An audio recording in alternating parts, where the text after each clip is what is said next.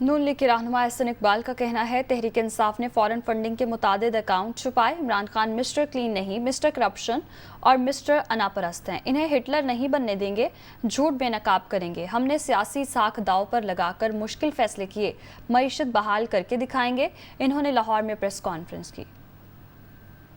یہ جو mister clean بنتا ہے یہ دراصل مسٹر کلین نہیں ہے، یہ مسٹر کرپشن ہے، یہ مسٹر منی لانڈرر ہے، یہ مسٹر جھوٹ ہے، یہ مسٹر انا پرستی ہے، جس نے ہٹلر کی طرح اپنی انا کو اور اپنی ذات کو اونچا کرنے کے لیے پورے ملک کو داؤ پہ لگا دیا تھا۔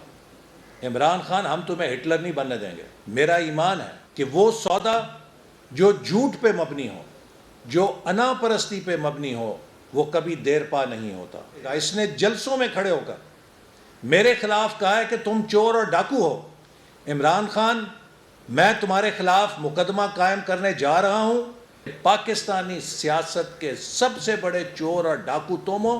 اس کا ثبوت تو الیکشن کمیشن کے پاس ہے، اور میں حیران ہوں کیا چیف الیکشن کمشنر جو ہے وہ عمران خان کی دھمکیوں سے ڈر کے فیصلہ نہیں کر پا رہا۔